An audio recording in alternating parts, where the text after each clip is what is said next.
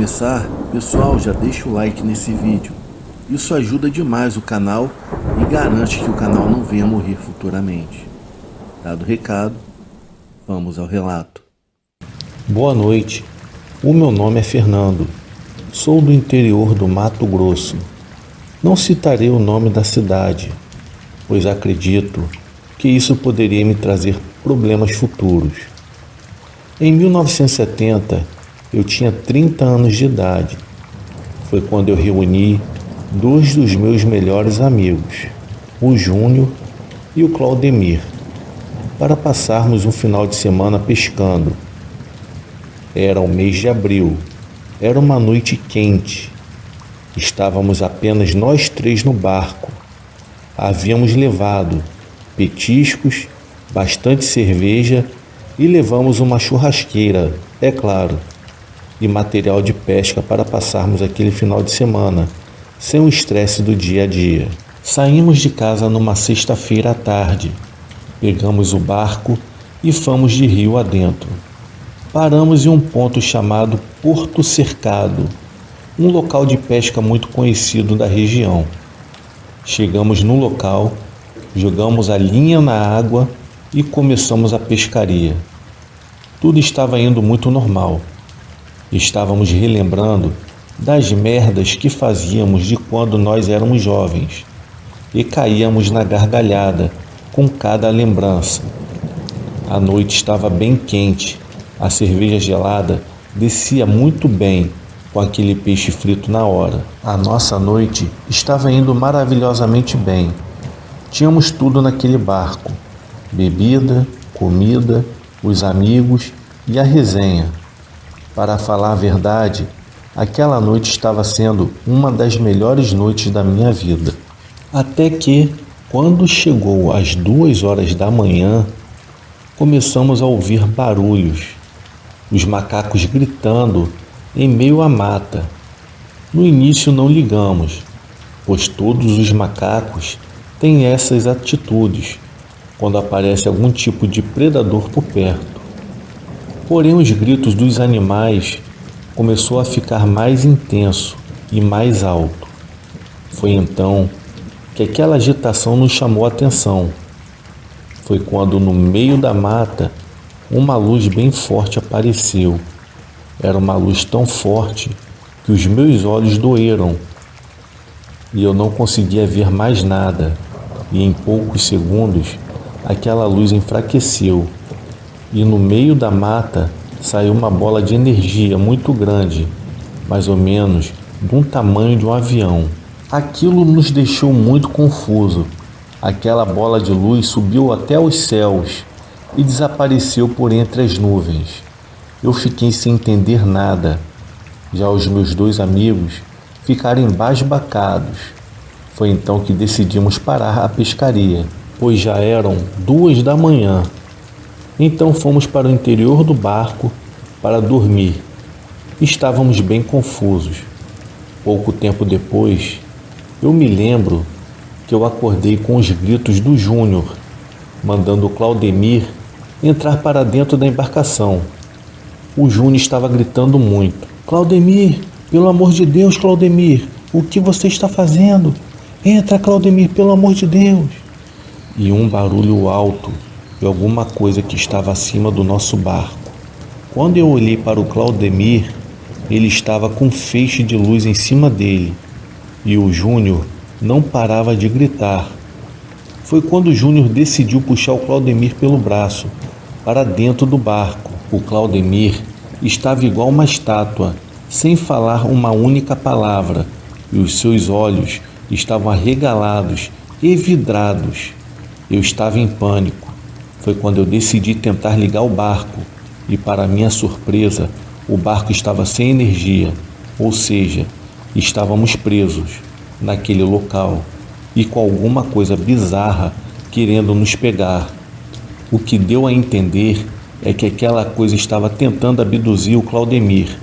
Aquilo ficou em cima do nosso barco por uns 10 minutos, que mais parecia um ano, até que, do nada, aquela coisa foi embora e o barco voltou a funcionar. Então decidimos ir embora na mesma hora. O Claudemir continuava mudo, sem falar uma única palavra. Chegando na nossa cidade na parte da manhã, com a adrenalina nas alturas, fomos direto para o hospital, pois quando o médico chamou eu e o Júnior para saber o que havia acontecido com Claudemir, pois o mesmo estava em estado de choque, foi aí que contamos tudo para o médico. O médico ficou bem assustado e confuso. Pedimos para o mesmo para que não contasse a ninguém, porém, em poucos dias do ocorrido, algumas pessoas da cidade já estavam conversando sobre o assunto. O assunto em pouco tempo ganhou uma grande proporção e os comentários eram em cada esquina da cidade. Após um mês do ocorrido, eu havia recebido a visita de 2 homens muito bem vestidos. Eles estavam usando um terno preto com uma gravata vermelha e eles se apresentaram como funcionários do governo federal. O que eu estranhei é que eles tinham um sotaque bem pesado, parecendo uma pessoa estrangeira. Eles queriam saber de tudo, do início ao fim do ocorrido. O que eu achei estranho também é que isso eram 11 horas da noite e os meus 2 cachorros não haviam latido, pois eles têm o costume de latirem por toda a noite. Confesso que eu fiquei bem intrigado com a tal visita. Assim que aqueles homens foram embora, eu corri para ver os meus animais e, para minha surpresa, os meus 2 cachorros estavam deitados como se tivessem sido sedados. Após 2 dias, eles morreram misteriosamente. No dia seguinte, eu fui na casa do Júnior e do Claudemir para os informar o ocorrido. Segundo o Júnior, esses mesmos homens apareceram por volta das 9 horas da noite e fizeram os mesmos tipos de perguntas que fizeram para mim. E com o Claudemir já foi diferente. Nem lá eles foram, segundo a mulher do Claudemir, já que o Claudemir estava falando com dificuldade devido ao trauma sofrido naquela fatídica noite. Uma coisa que eu me perguntei: será que esses homens não foram lá em Claudemir porque eles já sabiam que o mesmo estava totalmente limitado na fala? Bom, só foi um pensamento que eu tive. Pouco tempo depois disso, passaram-se alguns dias e o meu amigo Claudemir veio a óbito. Isso foi um choque para todos nós. E dias após a sua morte, veio o resultado da autópsia. E para minha surpresa, o Claudemir estava com excesso de radiação em seu corpo. E novamente um burburinho voltou a tomar conta da nossa cidade. Porém, as autoridades do local começaram a ocultar o motivo da morte do Claudemir. Em 2 semanas depois do ocorrido, eu comecei a observar que haviam pessoas diferentes que ficavam me observando próximo à minha casa. Por coincidência ou não, elas eram do mesmo estilo daqueles homens que foram lá em casa me questionar. Eram homens altos e brancos, terno preto e gravata avermelhada. As minhas noites de sono, que eram tranquilas, começaram a dar lugar a pesadelos com extraterrestres. Perguntei ao meu amigo Júnior se ele estava sonhando também, e ele me respondeu que sim, ele estava sonhando também. E foi aí que eu fiquei paranoico. Foi quando eu comecei a observar o céu nas noites de céu claro, e para minha surpresa, eu comecei a observar luzes misteriosas no céu. Isso foi com muita frequência. Certa vez, ao sair de casa pela manhã para comprar pão, eu me deparei com 2 pessoas penduradas, dando manutenção no poste de luz em frente à minha casa. Eu achei bem estranho, porque aquela empresa eu nunca tinha visto ali. E foi aí que eu desconfiei. Eu fui até a empresa responsável pela manutenção de energia elétrica da cidade para saber se eles haviam contratado alguma empresa terceirizada para a realização dos serviços de manutenção. E para minha surpresa, a empresa de energia elétrica me informou que eles não contrataram nenhuma empresa terceirizada para ajudá-los nas tarefas. Aquilo caiu como uma bomba em meu psicológico. Eu estava ficando em pânico, por mais que eu tentasse me controlar. A minha esposa estava muito assustada também com tudo o que estava acontecendo, pois eu a enchia o seu ouvido com as minhas deduções de que eu poderia estar sendo monitorado por pessoas estranhas. Até que certa vez, a esposa do Júnior foi na minha casa para saber se o Júnior estava comigo. Eu respondi para ela que não, ele não estava e que eu não tinha o visto. Eu informei que o Júnior deveria estar dando manutenção no barco. Ela me agradeceu e me falou que iria dar mais um tempo para ver se ele chegaria em casa, pois ele não tinha aparecido para almoçar. Ao chegar da noite, a esposa do Júnior retornou para minha casa e me informou que o Júnior não havia chegado em casa ainda e que ela estava ficando muito preocupada com a falta dele. Foi quando eu fiquei bem preocupado também e comecei a procurá-lo pelas redondezas próximas à nossa residência para ver onde o Júnior estava, e ninguém sabia. Procuramos em hospitais, delegacias e IML e nada do meu amigo Júnior aparecer. Após 3 dias, encontraram o corpo do meu amigo Júnior, o meu irmão do coração. O Júnior foi encontrado em uma mata a 15 quilômetros de onde ele morava. O corpo do Júnior estava sem os seus olhos e sem a língua.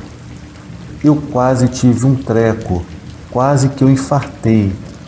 Eu havia ficado transtornado junto da minha esposa ao saber daquela notícia. Dias depois do ocorrido, o primo da minha esposa, que trabalha no IML da cidade, chegou lá em casa. Eu estava muito abalado ainda. Eram 7 horas da noite. O primo da minha esposa nos disse desse jeito: eu preciso contar algo muito sério para vocês. Vocês não irão acreditar. Foi eu que fiz a autópsia no Júnior.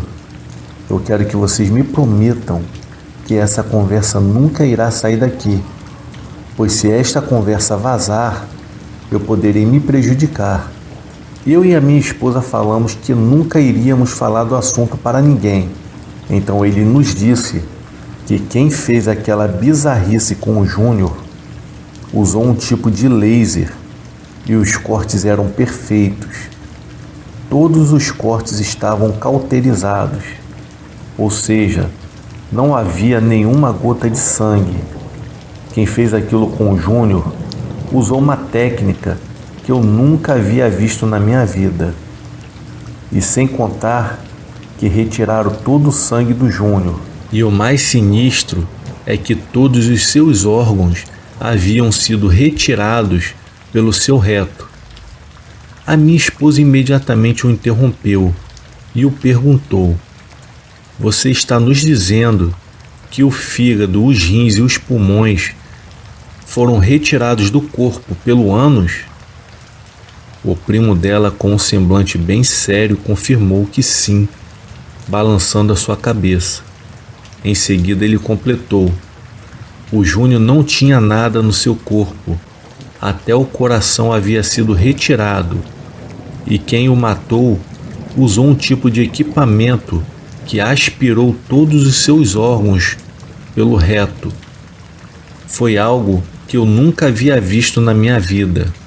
Aquela técnica eu desconheço, assim como o equipamento que ele fez aquela bizarrice. O pior foi a fisionomia do rosto do Júnior. Ele estava com um semblante pesado e de pavor e medo, com aquela boca aberta como que se tivesse tentado gritar por ajuda. Eu vou confessar a vocês, eu já fiz muitas autópsias, porém a do Júnior me marcou demais. Ele estava terrível, era tenebroso. O sinistro é que vieram 2 homens estranhos lá na sala de autópsia para acompanhar todo o procedimento feito no corpo do Júnior. Eles se apresentaram sendo do governo federal, informando que não era para eu falar nada para ninguém sobre o que eu havia visto na autópsia, pois se a informação dos detalhes da autópsia vazassem, eu teria problemas.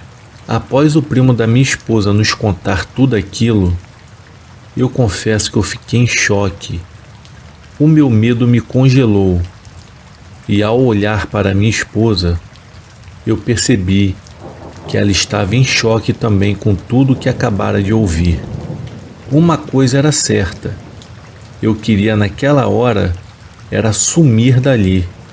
Após o primo da minha esposa ir embora, eu e a minha esposa tivemos uma conclusão.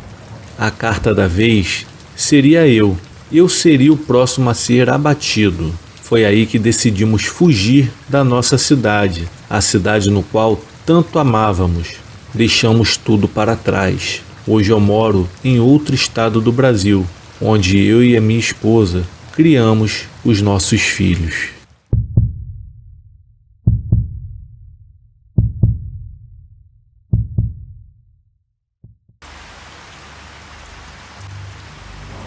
Boa noite, eu me chamo Antônio Marcos e sou nascido e criado em Maranguape, Ceará. Eu tenho 64 anos e a história que eu vou contar aconteceu na verdade com meu pai, quando ele trabalhou na construção de uma casa na Serra de Maranguape, que na época ele tinha 23 anos de idade. Ou seja, essa história já tem mais de 56 anos. Só que lembro de cada detalhe da história de tantas vezes que eu escutei o meu pai falar. O meu pai veio com a família de uma cidade do interior chamada Redenção para morar em Maranguape, na região metropolitana de Fortaleza. Muitos bairros ainda estavam em construção, principalmente na área mais central e na serra. Como meu pai é pedreiro junto com meu avô, logo conseguiram um emprego. Lembro-me de chegar em casa e ver o meu pai já bem velho. Ele me chamava para contar essa história que foi tão marcante para ele. Eu me sentava e já era uma deixa para ele começar a contar. Meu filho, eu tinha 23 anos de idade quando eu fui com meu pai e outros homens trabalhar na construção de uma grande casa lá na serra. A área onde a imensa casa seria construída teria vários quartos, varanda e 2 andares. Seria um trabalho para alguns meses, o que era ótimo. Começamos a construção com cerca de 6 homens, eu, meu pai e mais 4, que eram do interior e tinham vindo com o dono da propriedade só para trabalhar nessa construção.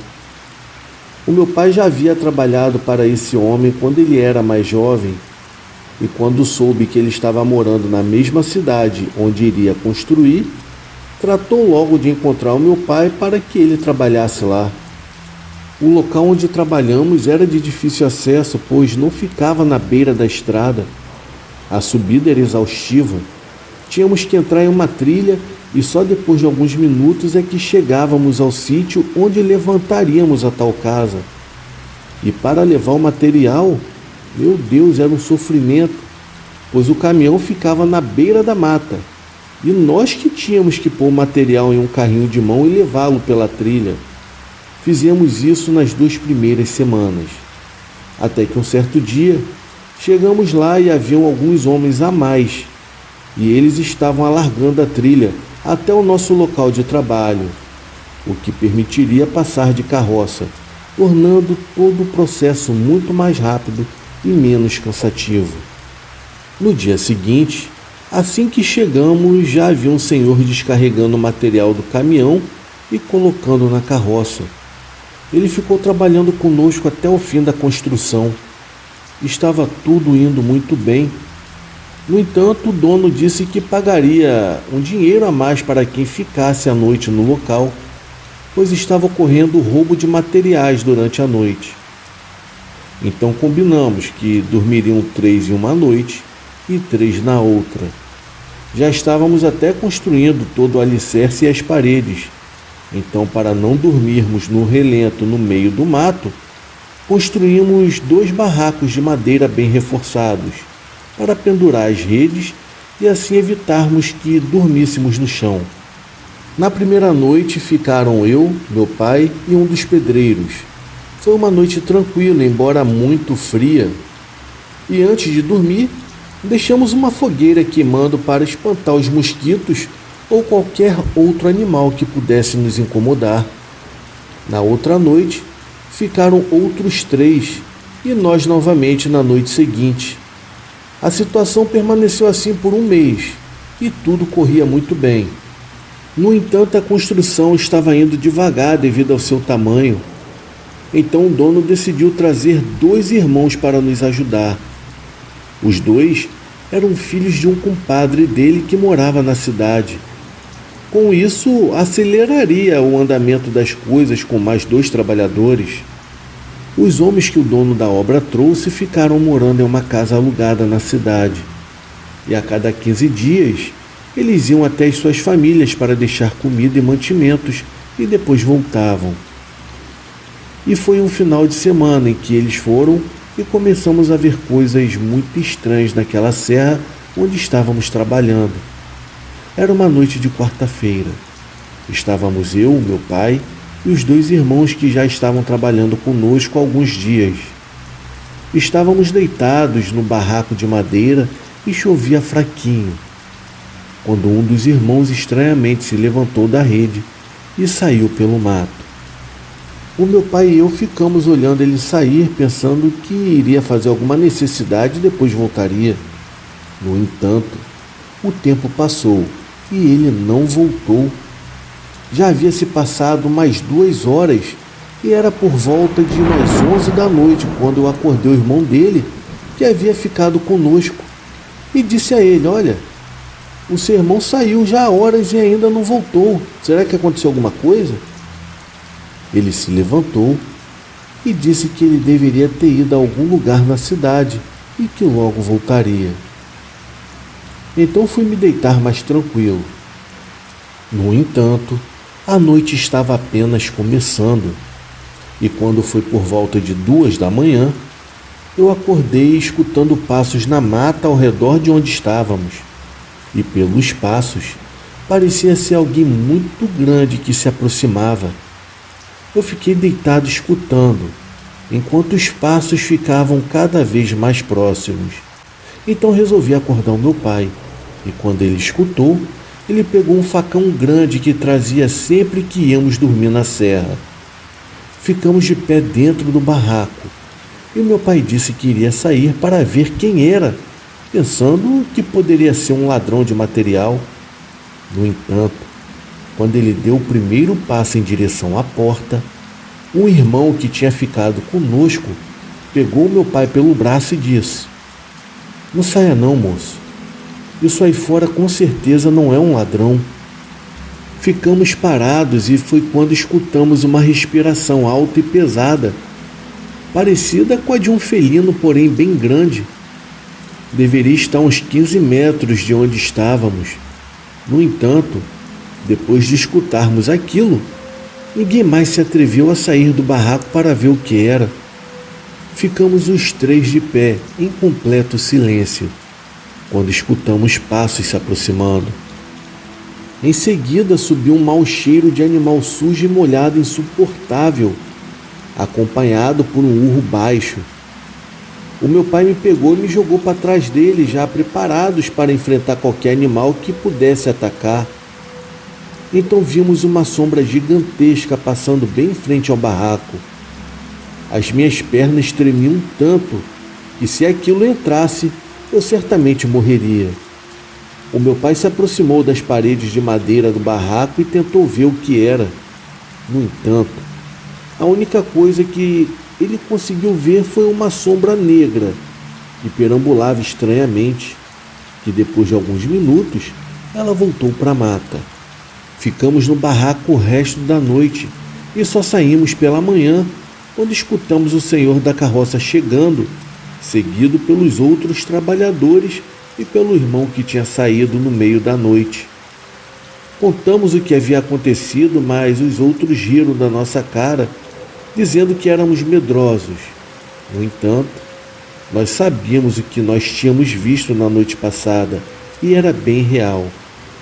Eu dei graças a Deus por não ter que passar por outra noite naquela serra, mas sabia que na próxima vez seríamos nós de novo.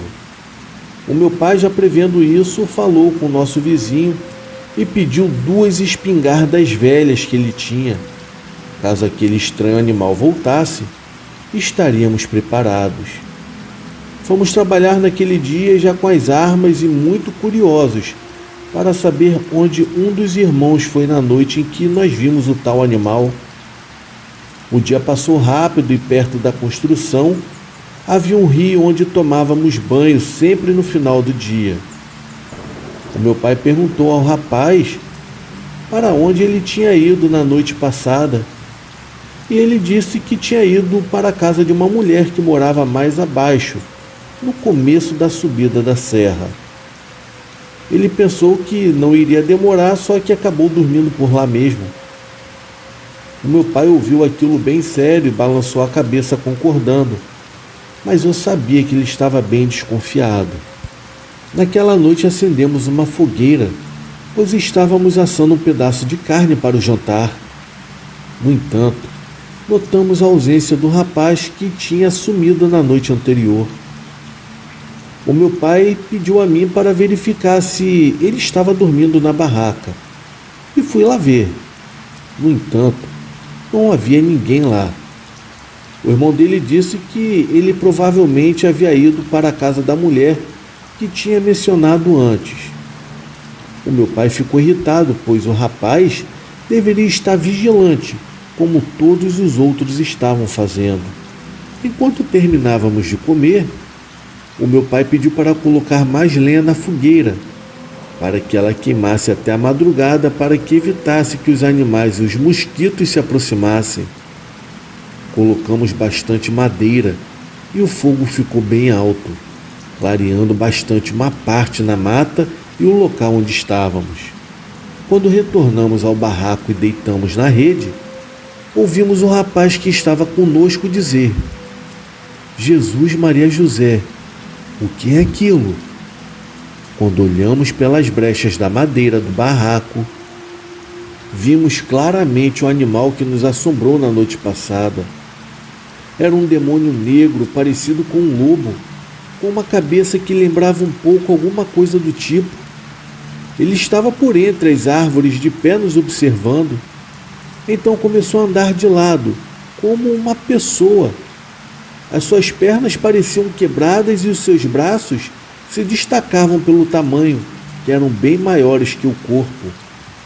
Quando o animal fez a menção de sair do mato em nossa direção, o meu pai não pensou 2 vezes e atirou, e em seguida jogou a arma no chão, pegando a outra e disparando mais um tiro na direção daquele animal. Ele soltou um tipo de um urro e se refugiou na mata escura logo em seguida. Não tínhamos dúvidas que aquilo era sim um lobisomem e que nos atacaria naquela noite, provavelmente enquanto estivéssemos dormindo. Ficamos de vigia a noite toda e pela manhã contamos ao senhor que trazia o material na carroça o que havia acontecido. E ele nos disse: "Ah, mas esse bicho existe mesmo. E a pessoa que vira é quem você menos espera."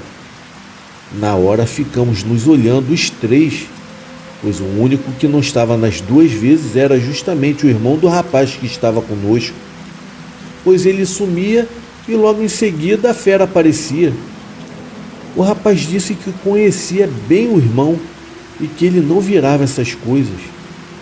Só que tudo apontava para que realmente seria ele. Então paramos de falar quando o nosso suspeito chegou. Esperamos o dia acabar e quando fomos nos lavar, Falamos para ele o que havia acontecido nas 2 vezes em que ele tinha saído. Ele nos olhou e disse que não era fera, e que nas 2 noites tinha ido à casa de uma mulher para dormir lá, e já tinha até falado com o dono que não iria mais ficar dormindo na construção. O meu pai estava muito desconfiado de que ele era sim a fera. Quando estávamos descendo, encontramos o senhor da carroça, que se chamava Pedro, e ele disse para o meu pai: faça uma tocaia para ele. Quando ele sumir, vai atrás dele, e se ele for realmente a fera, vocês irão saber. Decidimos então, junto com o irmão do suposto lobisomem, fazer uma tocaia na próxima noite que fôssemos dormir na construção. O rapaz disse que pediria para o irmão dele levar para casa uma roupa que ele havia esquecido na obra, e quando ele estivesse indo embora, nós iríamos segui-lo para ver até onde iria. E se for realmente ele a fera? E se for preciso atirarmos nele para nos salvar? Será que as balas das 2 espingardas velhas seriam suficientes para matar um animal daquele tamanho? Bom, era uma quinta-feira e já estava quase anoitecendo. Estávamos tomando banho no riacho quando o rapaz que passava a noite com o meu pai e comigo pediu para o seu irmão, que estava indo para a casa da tal mulher, levar uma muda de roupa que estava no barraco há dias, pois ele havia esquecido de lavar e, no caso, ele daria até um dinheiro para ela lavar para ele. O rapaz, que nós desconfiávamos ser uma fera, disse que lá pelas 8 horas da noite ele iria para a casa da mulher e pediria a ela esse favor. Quando foi lá para as 6 horas da tarde, já estávamos preparando a comida no fogo quando o senhor Pedro chegou dizendo que tinha esquecido umas cordas e tinha ido pegá-las antes de ir embora. Ele nos disse para termos cuidado, pois quando ele era jovem, já tinha escutado uma história sobre quem viu essa criatura, e poderíamos nos dar mal caso o rapaz fosse mesmo lobisomem. Então contamos que o nosso plano seria seguir ele até a casa dessa mulher que ele dizia estar. Iríamos ficar por lá por um tempo, pois se realmente ele fosse a tal fera, ele teria que sair da casa dessa mulher para se transformar. Se é que essa mulher existe, né? Então o senhor Pedro nos orientou a termos cuidado e foi embora logo em seguida com as cordas que ele tinha vindo pegar. Não demorou muito, o rapaz suspeito, que estava deitado no barraco, se levantou, pegou a muda de roupa suja, nos cumprimentou e disse que estava indo para a casa dessa mulher. Ficamos olhando ele indo naquela escuridão e depois de uns minutos fomos atrás, o acompanhando de longe, para que ele não nos visse. Ele entrou por um caminho estreito, passando por uma grande árvore, e depois chegou a uma pequena casa, onde uma mulher o aguardava. Ficamos escondidos atrás das árvores enquanto observávamos ele entrar nessa casa. Ele estava realmente falando a verdade, mas para garantir, resolvemos ficar ali por mais um tempo. Sentamos e esperamos por umas 2 horas, até que o rapaz saiu e se dirigiu a uma rua escura que ficava um pouco mais à frente. No entanto, mantivemos uma distância que ele não pudesse nos ver. O irmão dele nos disse que, se ele fosse realmente o bicho, não saberia o que fazer. Ele entrou em uma casa no fim da rua e ficou por alguns minutos, e depois saiu fumando e com um saco nas mãos, enquanto nós continuávamos escondidos atrás de algumas árvores, apenas observando enquanto ele voltava para a casa da tal mulher. Ele deveria ter ido comprar alguma coisa e depois voltou rápido. Ficamos lá por mais 1 hora e então decidimos voltar até a construção para passar a noite. Quando voltamos, ficamos revezando um com o outro, mantendo-nos acordados. Enquanto um vigiava, os outros 2 dormiam, e naquela noite nada havia acontecido. Ficamos pensando se ele tinha nos visto ou desconfiado de alguma coisa, porque justamente no dia em que o seguimos não aconteceu nada. E quando foi pela manhã, o senhor Pedro perguntou como havia sido a tocaia. E nós falamos que seguimos o rapaz, mas nada tinha acontecido. Então o senhor Pedro nos disse: pessoal, esses bichos aí são espertos. Vocês têm que ficar atentos, porque quando menos se espera, eles aparecem. Eles são como cobras. Ele também compartilhou conosco uma história de quando ele era jovem e que estava passando alguns dias com a sua avó em Madalena, uma cidade do interior que fica por aqui. Ele disse que certa noite eles estavam dormindo e foram acordados com um barulho muito alto na porta da cozinha. Era como se alguém estivesse se jogando contra a mesma para tentar arrombá-la. E por ser uma porta muito velha, a parte de cima acabou quebrando, revelando a todos perfeitamente um monstro. Era uma visão do inferno. Ao verem aquilo, eles correram para fora da casa, pela porta da frente, gritando por ajuda. Logo algumas pessoas saíram de suas casas para o socorro, e depois alguns homens entraram na casa, mas não viram mais nada. O Pedro nos disse que ele tinha certeza que naquela noite todos eles iriam morrer se não tivessem corrido o mais rápido possível da casa. Depois de nos contar a história, o senhor Pedro saiu para pegar o material, nos deixando ainda mais assustados. Conversamos então com o dono da construção sobre o que havia acontecido em algumas noites, e ele perguntou aos outros homens se eles tinham visto ou escutado o que tínhamos visto, mas eles disseram que não, o que era bastante estranho, pois só aconteceu quando era com a gente. Passaram-se então alguns dias e não vimos mais a criatura. Parecia que ela não nos assombraria mais. Passamos quase um mês sem nada acontecer, mas ainda suspeitávamos do tal irmão que saía para a casa da mulher durante a noite. O meu pai ainda trazia consigo as armas toda vez que dormíamos na obra, pois se aquela coisa aparecesse, ele não estaria desprotegido. Fizemos a comida naquela noite e estávamos tomando café. Tudo estava bem como nas noites anteriores, quando meu pai disse que tinha uma sensação ruim e que seria bom colocar mais lenha na fogueira para ficar bem claro até a madrugada, e que ele ficaria acordado primeiro. Então eu e o rapaz fomos dormir. Eu estava quase pegando no sono quando eu ouvi passos vindo correndo. Me levantei rapidamente da rede e meu pai já estava olhando pelas brechas do barraco, tentando entender o que poderia ser aquilo. Me levantei para ver também, e foi quando surgiu no caminho escuro o irmão do rapaz que estava conosco, correndo e olhando para todos os lados. Ao ver aquilo, rapidamente acordei o rapaz que estava conosco e disse que o irmão dele estava vindo correndo de fora. Ele se levantou e saiu ao encontro dele. Então os dois entraram no barraco, e o que estava correndo tentou falar, mas estava muito cansado. O meu pai pediu para que ele se acalmasse e perguntou o que estava acontecendo e se ele estava bem. Depois de alguns minutos, com os olhos cheios de lágrimas e muito assustado, ele começou a falar. Eu estava vindo deixar os cigarros e o café aqui para vocês quando eu vi o senhor Pedro passar correndo em direção ao riacho. Eu fui atrás dele, pois achei estranho um senhor de idade como ele no meio dessa escuridão. Ele estava correndo freneticamente. Eu fiquei preocupado e o segui de longe.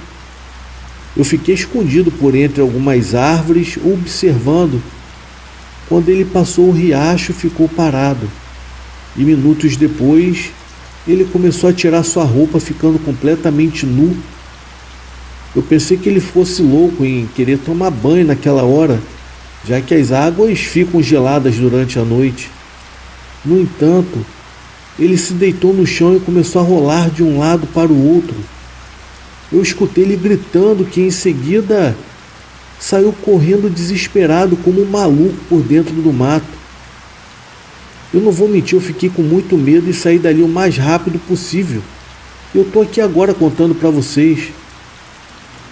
Eu vou ser bem sincero com vocês, pois eu acho que o bicho que vocês viram na verdade é o Senhor Pedro. Não deu nem tempo de tentarmos entender bem o que aquele rapaz havia falado. Foi quando começamos a escutar passos na mata e urros. Nos aproximamos das paredes do barraco para vermos do lado de fora. E aquele demônio estava lá por entre as árvores. O meu pai rapidamente pegou a arma e deu a outra para o rapaz que tinha visto o Senhor Pedro se transformando. E ficamos os 4 parados dentro do barraco, enquanto o bicho circulava o lugar fazendo barulhos horríveis, tentando nos fazer medo. E na verdade ele estava conseguindo, pois ninguém se atrevia a sair para dar um único tiro sequer. Foi quando tudo ficou em silêncio e só escutávamos o som da noite. Ficou assim por alguns minutos e o silêncio foi quebrado por um urro que fez tremer as pernas de todos ali presentes. Então olhamos e vimos a fera que estava bem na nossa frente. Ela estava nos encarando com aqueles braços que praticamente se arrastavam no chão. Foi nessa hora que o rapaz pôs o cano da árvore por entre as brechas da madeira e atirou logo em seguida. O tiro deve ter pegado em cheio, pois o animal soltou um berro tão alto que em seguida saiu correndo por entre as árvores, se perdendo na escuridão da mata. Depois daquilo tudo, vimos então que o lobisomem na verdade não era o rapaz e sim o Senhor Pedro. Foi por isso que a fera não apareceu no final daquela noite em que fizemos uma tocaia para o pobre rapaz, pois teríamos certeza de que ele não era a fera. Depois o Senhor Pedro deixou passar alguns dias para nos deixar tranquilos e nos pegar de surpresa como ele tentou fazer. Quando amanheceu o dia, não falamos nada para ninguém. Esperamos pelo Senhor Pedro para ver como ele estava, mas ele não apareceu naquele dia, nem no dia seguinte e nem em dia nenhum. Depois daquela noite, eu não sei se o tiro que foi dado na fera a feriram mortalmente ou se o Senhor Pedro tinha ido embora sem avisar ninguém, porque havíamos descoberto o seu terrível segredo. Meses depois terminamos a casa e ela está lá até hoje.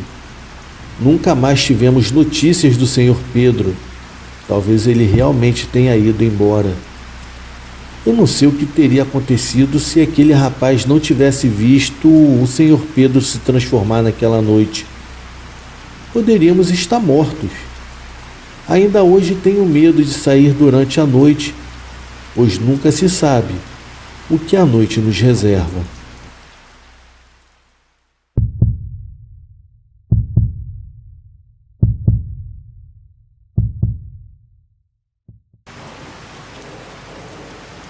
Bom dia, eu me chamo Felipe, tenho 28 anos de idade e sou morador da estância hidromineral de Poá, que fica em São Paulo. A história que eu quero compartilhar com vocês aconteceu comigo quando eu tinha apenas 10 anos de idade. E foi uma das coisas mais assustadoras que aconteceu comigo. Tudo começou em uma madrugada, em uma tempestade muito forte que atingiu a cidade com muito vento, raios e trovões. A tempestade estava tão forte que o riacho que fica atrás da minha casa estava com ruído ensurdecedor. Os raios clareavam toda a casa. Eu fiquei com muito medo da tempestade e comecei a pedir a Deus para proteger a minha casa. Nesse momento, um clarão muito forte se deu, seguido de um barulho ensurdecedor do trovão. Eu cobri a minha cabeça com a coberta e fiquei ali quietinho. E quando eu tive coragem de descobrir a minha cabeça e olhar para o quarto, o mesmo estava todo azul, como se uma luz azul bem clarinha estivesse ligada. Foi aí que eu vi um menino branco e sem roupas. Isso mesmo, ele estava nu, ele estava no pé da minha cama. Os seus olhos eram negros assim como o seu cabelo. Ao ver aquilo eu fiquei apavorado e na mesma hora eu voltei a cobrir a minha cabeça. E assim eu fiquei até o amanhecer. Quando amanheceu, meu pai e a minha mãe, assim como todos na região, estavam tentando arrumar os estragos da tempestade.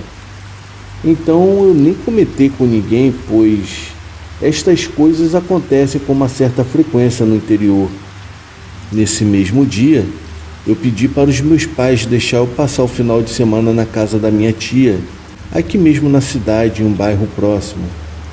Brinquei bastante com meu primo naquele dia, até finalmente irmos dormir.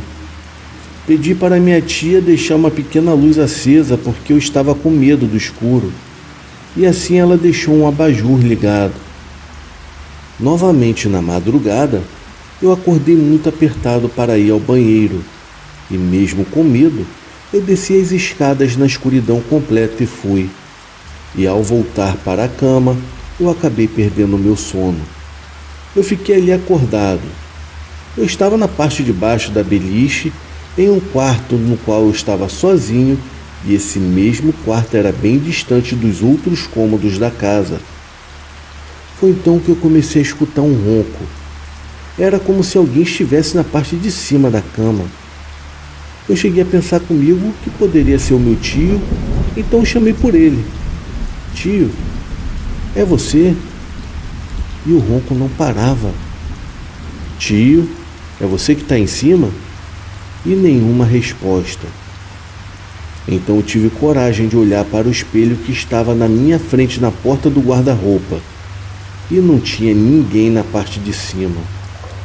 O ronco então parou e eu me levantei bem devagar para conferir. E a cama estava completamente bagunçada, como se alguém de fato estivesse deitado ali. Nesse momento o medo já tomava conta de mim.